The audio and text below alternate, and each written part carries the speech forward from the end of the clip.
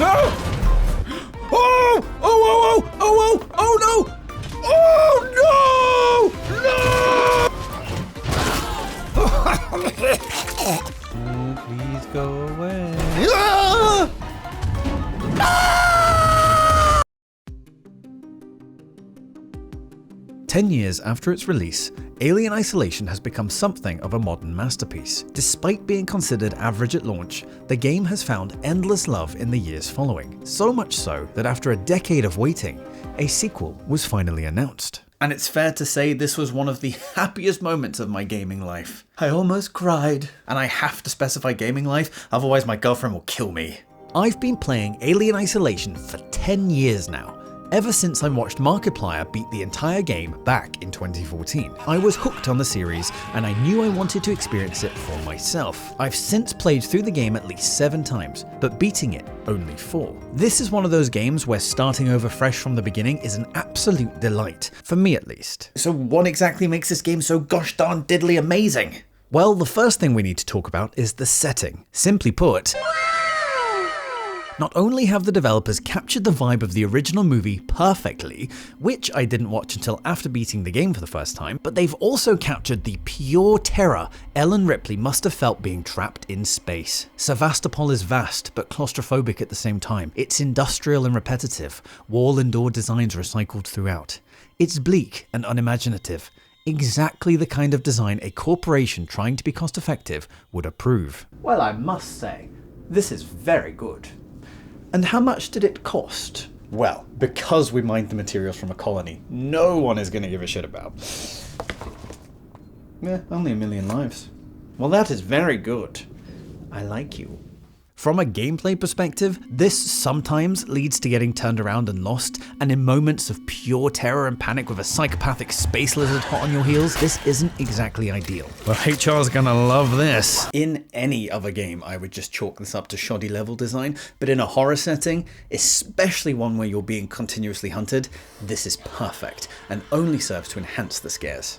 Alien Isolation does a tremendous job of making you feel, well, isolated. There are humans still alive on the station, but they're either in hiding or they're trying to kill you in an effort to stay alive. You'll also come across remnants of humans who've long since succumbed to the xenomorph, and all that remains are the trails of blood and bodies in body bags. You spend a lot of time wandering through areas that were once lived in, like medical wards and transit hubs, all of which are now deserted and silent. Even though your character, Amanda Ripley, has never visited Sevastopol before, it's obvious from the start that this place should be a bustling hub of life, and that's one of the main reasons the station feels so creepy and uncomfortable to traverse. It's kinda like walking through a ghost town, like in Silent Hill 2, or walking through an office building in the dead of night in real life. These places suddenly feel extremely unfamiliar to us when they are devoid of life. And even though this is a science fiction horror game, sometimes it feels more like walking through a haunted house. Steam vents hiss and the station aches and groans, almost like the souls of the damned are calling out to you. Hello? Please stop calling here. But that is just what the game does well from a horror perspective. But how well does it accomplish its science fiction vision in general? Well, we first need to acknowledge what the game is trying to accomplish in the first place, and that is to replicate the retro future look from 1979. The human vision of the future is limited by what we know to be possible at any current time. Currently, touchscreens are our most advanced form of digital interaction, so in science fiction media set in the future, we imagine the escalation of touchscreen to be holographic. But what comes after holograms? Currently, we aren't able to replicate holograms the way we can in science fiction, so we don't know what lies beyond. We are limited by what we know of the here and now. And because Alien Isolation has perfectly replicated the limited vision of the future from 1979, where everything is blocky and cumbersome and uses analog buttons to operate, it accomplishes its science fiction setting perfectly. A little bit like Star Wars, the world feels dirty and lived in, as this was the bleak view of the future presented in the Alien franchise. A universe dominated by corporate greed, and these are the results. It reminds me quite a lot of the Lord of the Rings movies. Because these films were based on books with a deep and rich lore behind them, the movies feel so authentic and believable. The filmmakers didn't have to rely on their own creative visions limited by time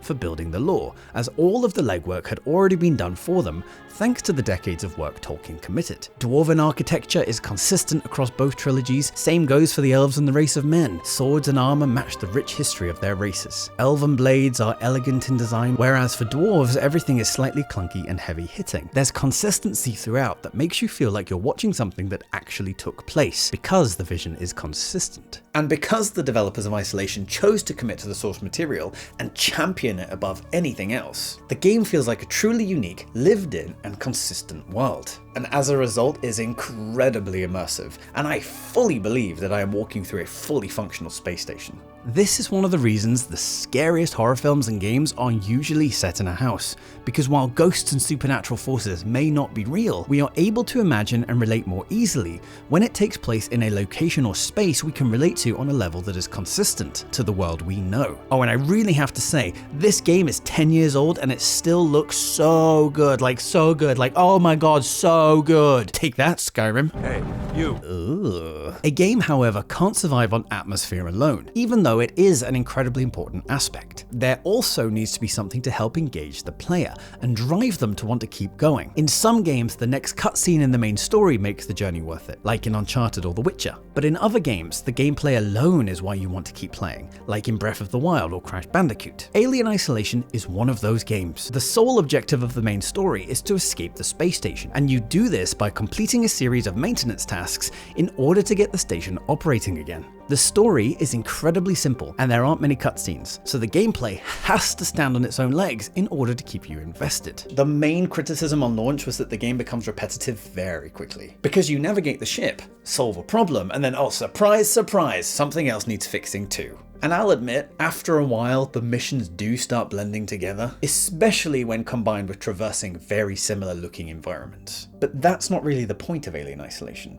Similar to Silent Hill 2, which never seems to get this criticism, despite wandering similar looking environments for hours at a time, flailing at the same two enemies on repeat, and I'm calm. The game is more focused on making you feel a specific feeling. In Silent Hill 2, that feeling is hopelessness and despair. And in Alien Isolation, that feeling is pure terror. You are alone in space, and in space, no one can hear you scream. Every person you meet is either trying to kill you or is very quickly torn apart by the xenomorph.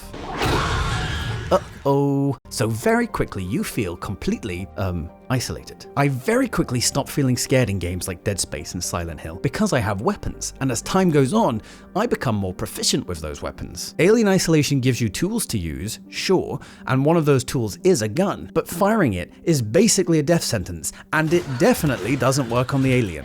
Is there a button to point this at me instead? And the flamethrower, arguably your most useful tool, only deters the alien temporarily.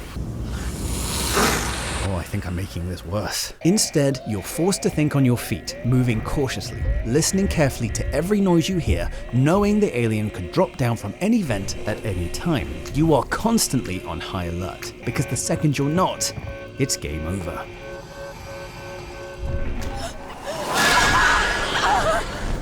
The objectives are just MacGuffins to get you into scary and tense scenarios. And because the game does such a good job of making me fill my own pants,